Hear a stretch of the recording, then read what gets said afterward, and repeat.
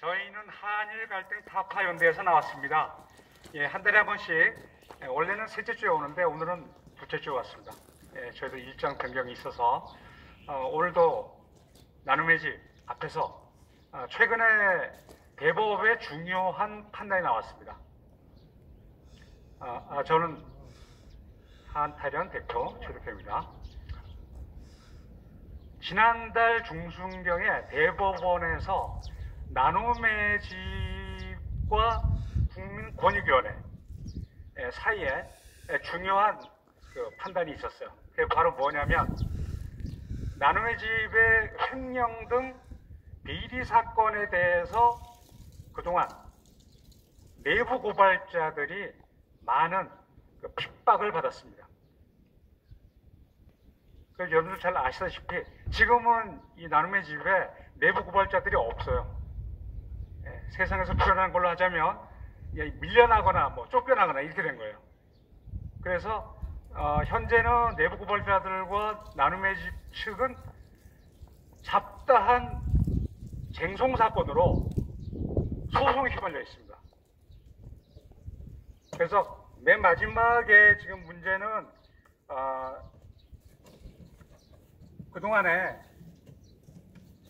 정신적인, 육체적인 피해를 많이 입었다고 해서 내부 고발자들이 1인당 1억 원씩을 배상하라는 지금 소송 중에 있습니다. 소송 중에 있고 이번에 대법원의 판단은 국민권익위원회에서 그런 내부 고발자들, 우리가 얘기하는 공익 제보자입니다. 공익 신고자들이 이 나눔의 집으로부터 여러 가지 보복을 받는다거나 세계 여러 가지 전산망에 접근하지 못하게 한다거나 이런 문제에 대해서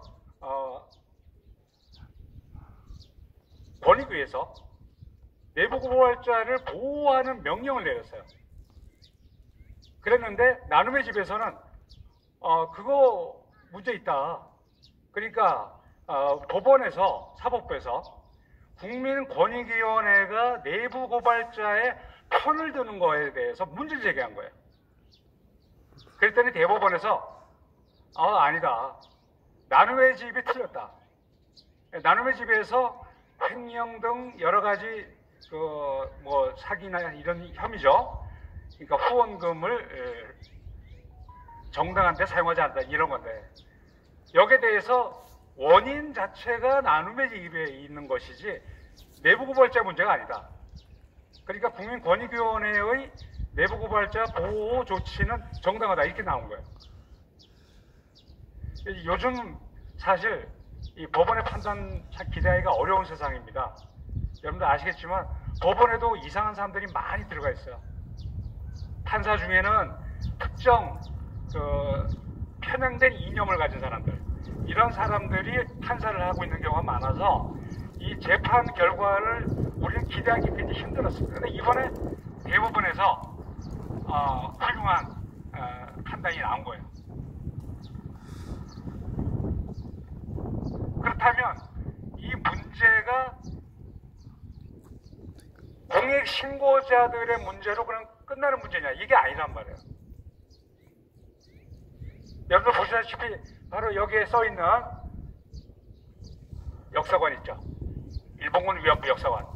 이 역사관 자체가 역사적 사실과 거리가 먼 게 너무 많아요. 그래서 상업화된 역사, 왜곡된 역사, 이런 것을 어린 학생부터 시작해서 이것을 견학하게 해서 한국 사람들의 어떤 망상, 일제시대 과거사를 끊임없이 피해 망상을 갖게끔 하는 그런 이상한 교육기관이 되는 거예요. 그럼 이제 여기 네 분 지금 계시다 그러잖아요. 이제 구위안부. 근데 그분들이 또 이제 연령이 워낙 높으시니까 90대 중반이 넘죠. 그러다 보니까 이제는 민간 요양원 짓겠다고 또 이렇게 그동안 얘기가 다 나왔어요. 그래서 현재까지는 경기도에서도 이미 시정명령을 내려서 지금 합법적으로 사용되지 않은 그러한 후원금, 부동산 구입 이런 것에 대해서 3차 시정명령까지 지금 내린 상태예요. 그러니까 이게 사회복지법인을 어쩌면 행정기관에서 설립 취소를 해야 되는 지금 그런 단계까지 가고 있어요. 근데 이게 얼마나 부끄러운 일입니까? 종교기관이 원래는 지금 전 세계적으로 사실은 세상 말로 인기가 없어요. 왜냐하면 선진국으로 갈수록 종교기관이 하는 일이 그 나라의 법률에 사회복지 시스템에 다 이렇게 스며들어서 이제는 서양에는 교회에 가도 사람이 없습니다. 교회가 카페로 변하거나 불교도 마찬가지예요. 불교도 사람들이 예전에는 자꾸 뭐 이렇게 비나이다 그래서 어떤 복을 추구하는 기복신앙으로서 그런 종교 기관이 오래되죠. 인류의 역사니까 종교가. 그러나 선진국으로 갈수록 종교기관이 쇠퇴하는 것은 바로 사회복지시설, 법의 민주화에 따라서 종교기관이 쇠퇴하는 거예요. 그러니까 종교가 할 일이 점점 없어지니까 이런 일을 하는 거예요. 역사를 소환해서 어떤 그 영리 사업을 가져간다거나. 그 지금 그 문제가 되고 있는 윤미향 씨 있잖아. 예, 정연도 마찬가지죠. 이런 상황에서 이제는 이번에 대법원의 판단이 아주 바람직한 판단이에요. 그래서 이곳에서 쫓겨난 내부 고발자들, 그 사람들에 관한 문제만이 아니라 이제는 종교기관으로서 나눔의 집, 다시 말하면 대한불교조계종 사회복지법인 나눔의 집, 여기서는 공공기관으로서의 일을 하지 못할 바에는 문을 닫아야 된다. 문을 닫고 여기 계신 그 구 일본국민안보 출신 어르신들 공공요양원으로 모시면 국가에서 다 알아서 다 모시는 거예요. 그렇게 해서 이게 정산을 해야 돼요. 여기 뭐 들린 바에 의하면 130억 이상 그 자산을 지금 이렇게 보유하고 있다 그래요.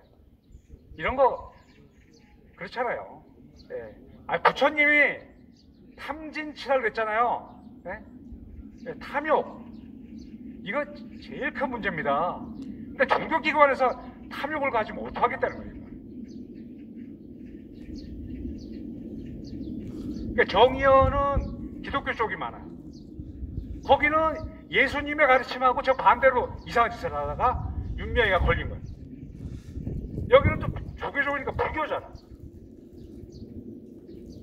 그러니까 지금 대한민국에 예수님이나 부처님이 오면 당장 정의연과 나눔의 집에 와서 뭐라고 혼을 내실 거라고. 근데 이런 말을 누가 할 수 있어요? 네, 저희 한일 갈등 타파에 대해서 할 수 있어요. 왜냐하면 저희는 그야말로 순수하게 하는 사회운동이에요. 정치인들 한마디도 못해요. 정치인이 종교를 건드리면 표가 날아가. 정치인의 역사를 건드리면 표가 날아가. 지금 한일 정상회담하고 나서 윤석열 정부 인기 떨어지고 있잖아요. 그러니까 이런 일을 저희 같은 사회운동가가 하는 거예요. 우리 사회는 쓴소리가 필요합니다.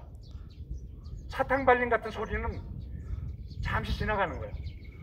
그래서 더 이상 일제와 과거사를 가지고 징징거리면서 돈 달라고 자꾸 손 내밀고 이런 거, 사과 계속 하라고. 사과 이번 대통령실에서 발표했잖아요. 사과 50번 넘게 사과했어. 이런 누추한 외교를 하는 것은 잘못된 것이다. 이제 세계 각국과 정상적인 외교를 할 수 있게끔 조계종이나 기독교, 정년이나 나눔의집이나 모두 정상적인 국가로 나아가는데 걸림돌이 되면 안 된다. 그 말씀 드리는 거예요. 네, 오늘 성명서를 통해서 내용을 듣도록 하겠습니다. 이상입니다.